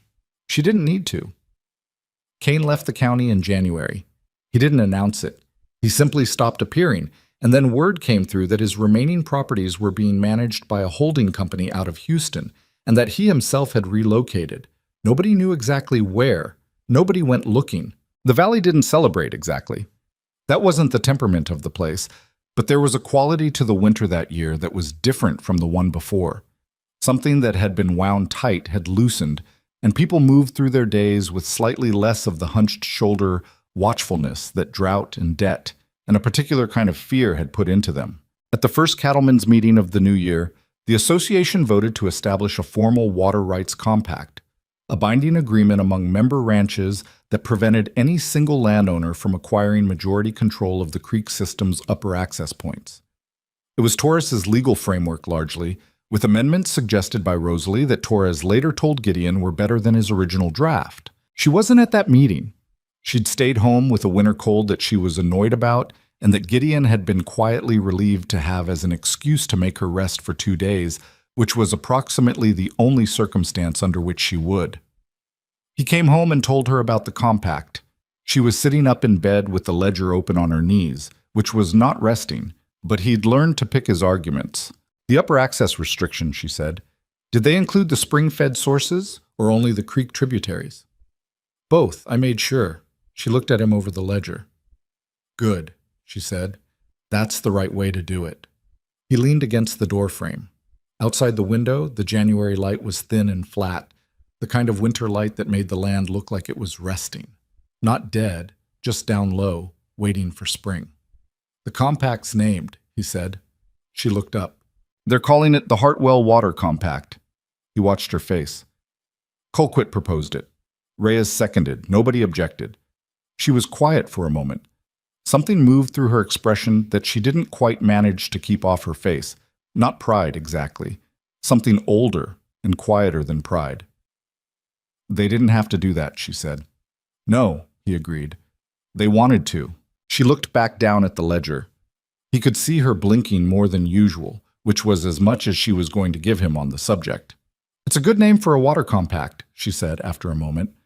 "I thought so too," he said, and left her to her resting. The cold broke in February, the way it always did in that part of Texas. Not gradually, not with any particular announcement, just one morning the air had a different quality to it, softer at the edges. And the cattle in the near pasture stood differently, heads up instead of tucked, like they'd gotten a piece of news worth paying attention to. Rosalie noticed it first, because she noticed most things first. She was already outside when Gideon came out for the morning, standing at the fence line looking at the south pasture with a coffee cup in her hand, and she had the look she sometimes got in early morning. Not quite at peace, but close to it. The look of someone whose mind had temporarily stopped running ahead of itself and was just present in the moment it was standing in. "Spring's coming," she said when she heard him behind her. "Still February." "I know what month it is." She took a sip of coffee. "The grass is going to come in strong this year. The water table's up from the winter rains. I checked the south tank yesterday. It's the highest I've seen it." He came and stood beside her at the fence. The pasture spread out in the thin morning light, the cattle moving slow and easy, the windmill turning at a steady pace that meant the wind was right. It was, by any measure, a functioning ranch. Better than functioning, it was healthy in a way it probably hadn't been in years, maybe longer than his father's last good years. He thought about that sometimes. The strange mathematics of how this place had arrived at this particular morning, his father's debt, his own absence, a woman with $4 and a dying mule who'd found a piece of land that needed someone to care about it, and had decided, for reasons that were still not entirely clear even to her, that she was that person. "I need to talk to you about something," he said. She glanced at him sideways. In the year and a half since he'd come home, she'd learned to read the particular quality of his silences the way she read weather, not perfectly, but well enough to know when something was coming. "All right? Not here, tonight, after supper." She looked at him for a moment. "You're being strange about it." "I know." "Should I be worried?" "No." He paused. "I don't think so. I hope not." She turned back to the pasture. "Tonight, then," she said, and finished her coffee, and went to start the day. He spent that day doing something he'd been working on quietly for 3 weeks, which was finalizing the paperwork with Torres, Reyes's brother-in-law, who had become something close to the Valley's unofficial legal advocate in the months since the inquiry. The document was not complicated. Torres had said so, though he'd also said it was unusual, and that Gideon should think carefully about it because once filed it was not easily undone. Gideon had told him he'd been thinking carefully about it since November, and that he'd like it ready by February if possible. It was ready. He rode out to Torres's temporary office in Drover's Creek. He'd set up a permanent practice in town now, which was one of the smaller good things to come out of all of this, and signed his name where Torres indicated, and Torres signed as witness, and the document was filed with the county clerk that afternoon. The Mercer Ranch now had 2 owners of record, Gideon Mercer and Rosalie Hartwell, in equal shares, as co-owners and operators, effective the date of filing. Torres had shaken his hand afterward with the particular warmth of a man who handled enough property disputes to know when a piece of land was going to someone who'd actually earned it. "She know yet?" Torres asked. "Tonight," Gideon said. Torres had nodded. "Good luck." "With what?" "It's already done." "With telling her," Torres said, and smiled in a way that suggested he had a better understanding of Rosalie Hartwell's personality than Gideon had given him credit for. Supper that evening was a quiet thing. Beans again, which was not a coincidence, because beans had been the first meal she'd made him, and they'd become, without discussion, the meal of significant occasions. He didn't know if she'd done it deliberately. Probably. She did most things deliberately, She waited until they'd mostly finished before she said, "All right, talk." He reached into his coat, which was hanging on the chair beside him, and produced the folded copy of the document. He set it on the table and pushed it across to her. She looked at it. Then she looked at him. Then she unfolded it and read it. He watched her face while she read. It was the same face she'd had reading his deed the day they met. Careful, processing, not giving much away. But her eyes moved slower toward the bottom of the page, and she read the last section twice, and when she looked up, there was something there that she wasn't entirely managing. "You already filed it," she said. "This afternoon." "You didn't ask me first." "No." He met her look. "I was going to ask you first. I thought about it for a month, and then I realized that if I asked you first, you'd spend 3 weeks arguing against it, and I'd spend 3 weeks arguing for it, and we'd end up in the same place anyway, and we'd both be tired." He paused. "So I filed it, and now I'm telling you." She looked at the document. Her jaw was set in the way it got when she was working through something she hadn't expected. "Gideon, the ranch is what it is because of you," he said. "Not half of what it is. Not some portion of it that can be argued over.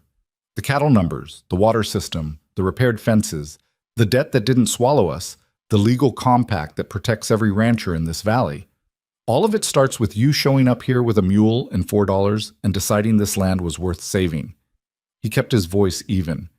"I am not going to let you be the person who saved this place and has no legal claim to it. That's not an arrangement I'm willing to live with." She was quiet for a long moment. "People will talk," she said. It wasn't an objection, more like she was placing the fact on the table to be acknowledged. "People already talk. They've been talking since the day I rode up and found you on my porch. I haven't noticed it stopping any of the relevant things from happening." Another silence. She looked at the document again. "Equal shares," she said. "Equal shares." "That's—" She stopped, started again. "That's not nothing." "No," he said. "It's not nothing. It's what you're owed." She folded the document with the same careful precision she brought to everything, and she held it in both hands and looked at it, and he could see her deciding something, not about the ranch, that was already decided, but about something else, something she'd been holding at a careful distance for a while now. "There's something I need to tell you," she said. "Before this goes further, before—" She stopped, recalibrated. "I told you about Dallas, about the letters, about what his mother said they meant." "I remember." "She wasn't entirely wrong," Rosalie said.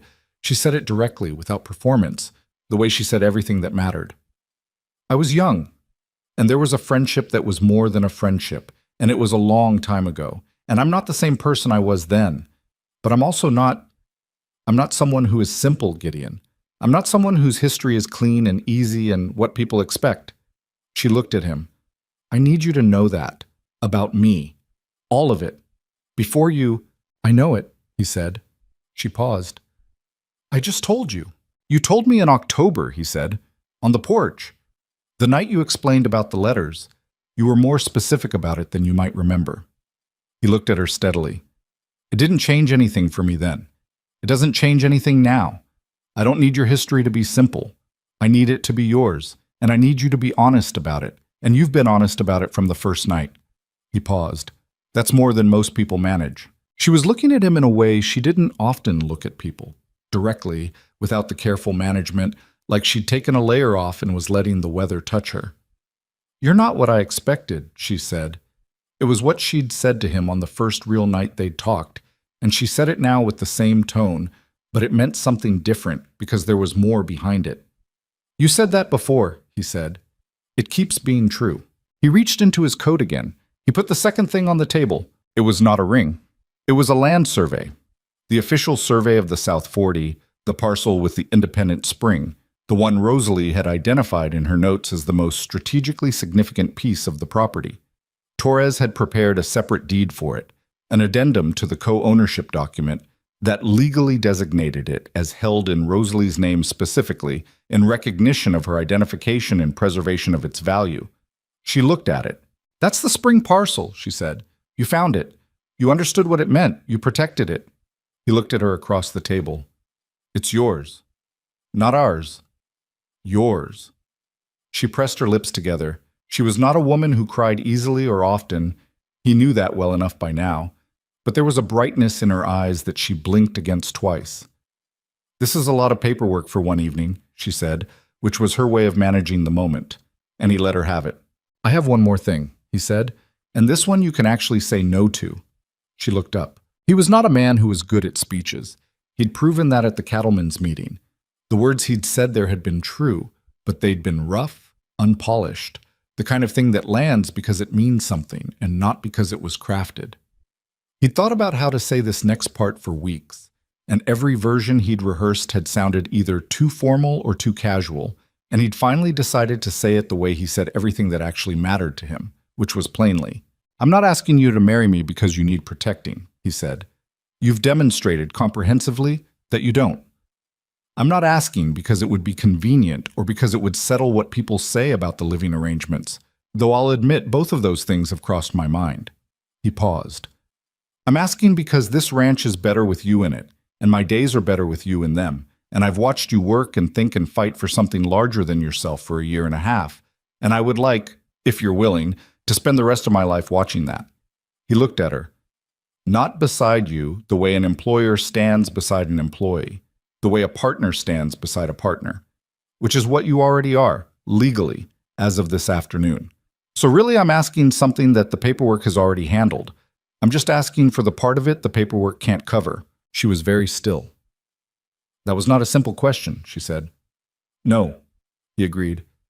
"It wasn't." She looked at the survey document. She looked at the co-ownership deed. She looked at him.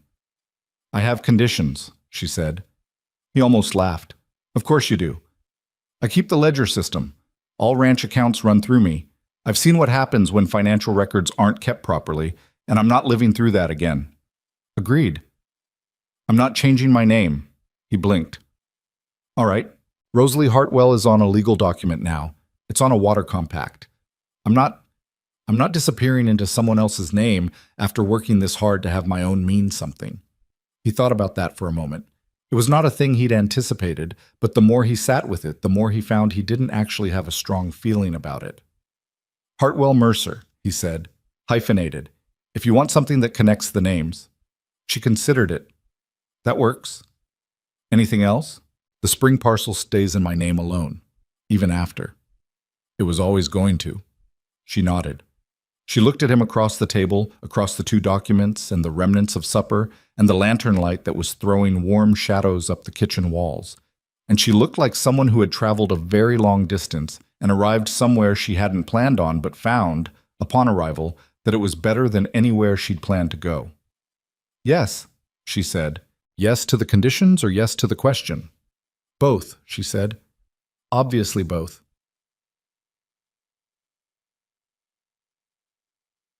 They were married in April at the Drovers Creek Courthouse, with Hector Reyes and his wife as witnesses, and Torres handling the paperwork because Torres was becoming, by this point, the person they went to for anything that required official documentation and the patience to deal with official people. There was no ceremony to speak of. Rosalie had no interest in ceremony, and Gideon had no talent for it, which made them well suited on that particular point.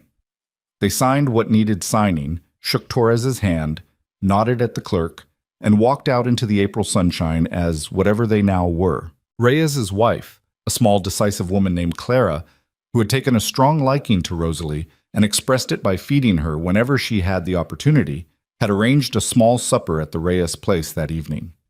There were maybe 12 people, all told. The ranchers Rosalie knew best from the water compact negotiations. Torres and his wife, old Ben Abbott, who brought a bottle of whiskey and made a toast that was mostly about water rights but ended in something genuine. Luther Pettigrew was there too. He'd come back to the valley in March after getting the restitution money and the smaller parcel on the south edge of his old land. He was thinner than he'd been before he lost everything. That kind of loss marks a man physically, puts something in the face that doesn't entirely leave. But he was building again, which meant he was the kind of person who could. He sat next to Rosalie for most of the evening, and they talked quietly about things Gideon couldn't hear from across the table. And at the end of the night, Pettigrew shook her hand again, the same grip as before, and said something to her that made her look at the floor for a moment in the way she did when something got past her defenses. Gideon didn't ask what it was. He figured it was between the two of them. But The spring came in as strong as Rosalie had predicted, which anyone who'd been paying attention could have told you was how her predictions usually went. The grass was good, the water table held, and the calf crop that season was the best the Mercer Ranch, the Mercer Hartwell Ranch, as it appeared on the updated county registration, had produced in at least a decade. Rosalie tracked it all in the ledger, which now occupied a full shelf in the study rather than a single book, and she trained a young man from the Reyes spread in bookkeeping basics, because she'd decided at some point over the winter that one of the things the Valley needed was more people who understood how to read a financial document before they signed one. She didn't announce it as a project. She just started doing it, which was how she did most things. Gideon watched all of this from the particular vantage point of a man who lived alongside it, and he thought sometimes about the version of himself that had ridden up to this ranch expecting ruin, expecting a collapsed fence line and an empty water tank, and the quiet confirmation that everything his father had built had finally finished falling. He'd been prepared for that. He'd been braced for it the whole long road from San Antonio, 3 days of heat and dust, and the particular heaviness of a man riding towards something he doesn't want to see. And instead there had been a woman on his porch with a shotgun. That was the thing that stayed with him. Not as a funny story, not as something he told at the saloon, but as a private fact he turned over sometimes when the days were hard. Because the days were still hard. A working ranch in 1884 Texas was not a gentle life. The weather didn't cooperate. The cattle market swung unpredictably. There were dry weeks and flooding weeks and weeks where everything that could break did break, and the only response was to fix it and keep going. He and Rosalie did not agree on everything.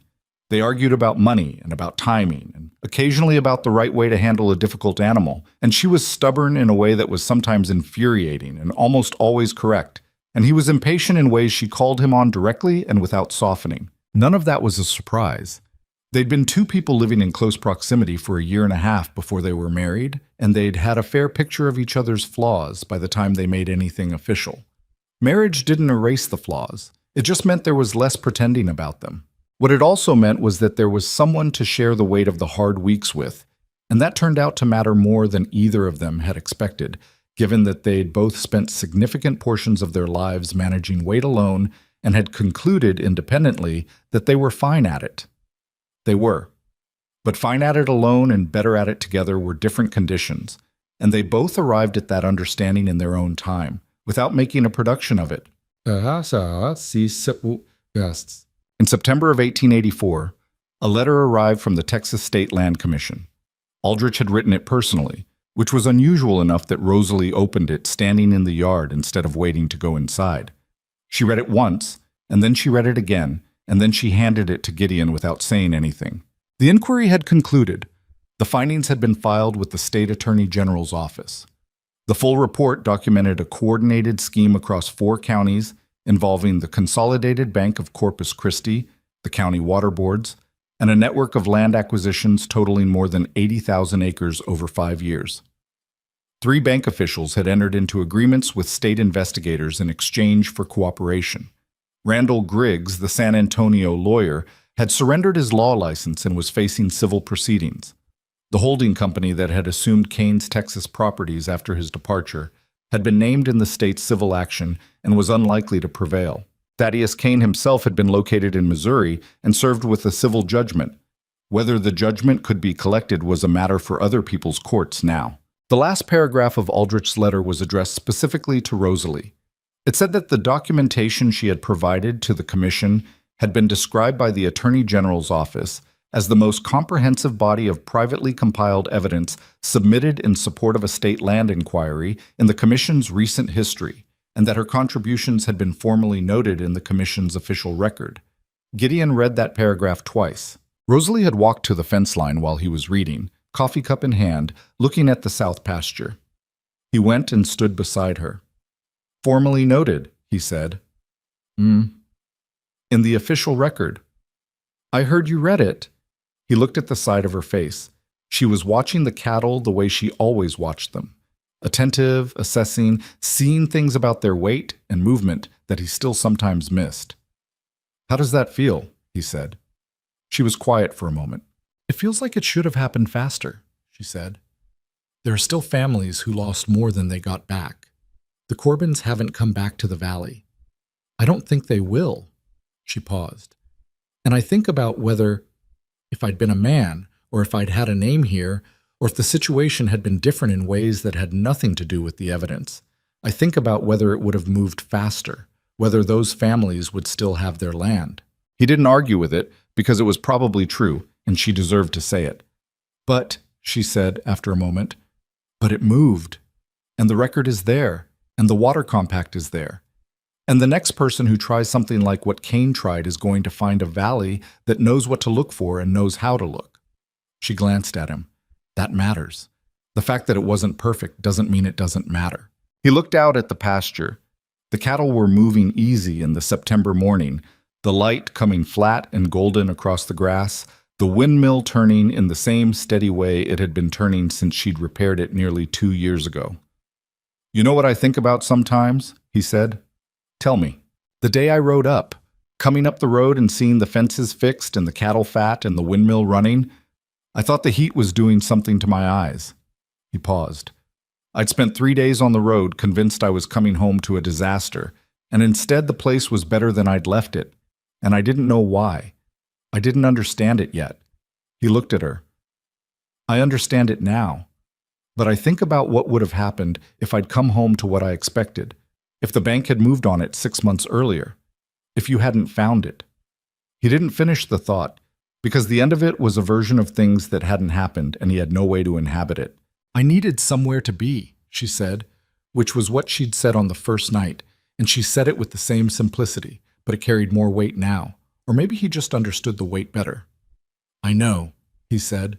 She leaned against the fence post beside him, not dramatically, just shifted her weight in his direction by a few inches, the small physical language of two people who'd stopped having to announce things to each other. The winter accounts are going to need reviewing before November, she said. They will. And the north fence line, I want to look at it before the hard cold comes. We'll look at it this week. And Pettigrew's boy, Luther's oldest, he's been coming by for the bookkeeping lessons. He's sharp. I think if we kept him on part-time through the winter, it would be worth the wage. Then hire him. She looked at him. It's your money, too.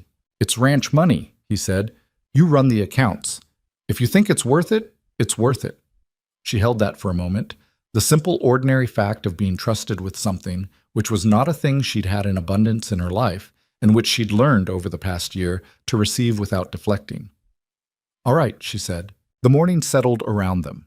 Somewhere across the pasture, a calf that was getting too old to still be doing it tried to nurse and got pushed away, and the small domestic indignity of it made Rosalie make a sound that was close to a laugh, which was still one of the rarer things she produced, and therefore one of the things he paid the most attention to when it happened.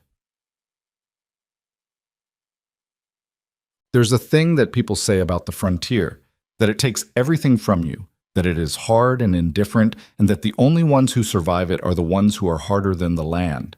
And that is true enough as far as it goes. The land doesn't care about you, the weather doesn't negotiate, the debt doesn't feel sorry for you, and neither does the drought. But the thing that people say less often is that the frontier also has a particular honesty to it. It strips things down to what's real, because what's real is what you need to survive, and everything else is weight you can't afford to carry. It shows you who people actually are, because there's no room out here for the performance of who you want to be, only the daily demonstration of what you'll actually do when things are hard. What Gideon Mercer had found, coming home to a ranch he'd expected to be a ruin, was a woman who'd done the thing without being asked, without credit, without any promise that it would lead to anything at all. Not because she was selfless, she wasn't, not particularly, and she'd be the first to say so, but because she was the kind of person who, when she saw something that needed doing and nobody doing it, picked up the work. Not because it was heroic, because it was there. And what Rosalie Hartwell had found, on an abandoned piece of Texas land with $4 and a dying mule, was that the thing she'd lost in Dallas? The sense of a future she could build on her own terms, in her own name, wasn't lost as permanently as she'd thought. It had just been somewhere she hadn't looked yet. The frontier takes things from you. But sometimes, if you're the kind of person who keeps working even when there's no particular reason to expect it to come to anything, it gives something back. Not what you planned, not what you expected, something you couldn't have planned or expected, because it depends on a set of circumstances so specific and unlikely that no reasonable person would have bet on them. A ranch that needed saving, a woman who needed somewhere to be, a man who came home to find both problems already solved. None of it was smooth, none of it was clean. The Corbins didn't get their land back, and Pettigrew would spend the rest of his life farming a piece of ground that should have been larger and knowing it, and the valley bore the marks of what Cain had done the way land bears the marks of bad water, not ruined, but changed, with a memory of it in the soil. But the windmill turned. The water ran clean from the independent spring on the South 40, the spring that was Rosalie's in her own name on a document filed with the county clerk. The cattle were healthy, the ledger was current, the north fence line would get checked this week, and Luther Pettigrew's boy would come on Thursday for his bookkeeping lesson, and the Hartwell Water Compact would hold through another season and the one after that. And on the porch of the Mercer Hartwell Ranch, in the long evenings when the heat broke and the stars came out enormous over the flat Texas dark, two people who had each arrived at this piece of land with less than they needed and found more than they'd expected sat with coffee in hand and didn't say much, because they'd learned over time that the silence between them was a comfortable one, the kind that doesn't need filling, the kind that means you're somewhere you're supposed to be. It wasn't a perfect life. It wasn't supposed to be. It was a real one. And in the end, that was the harder thing to build and the more valuable thing to have.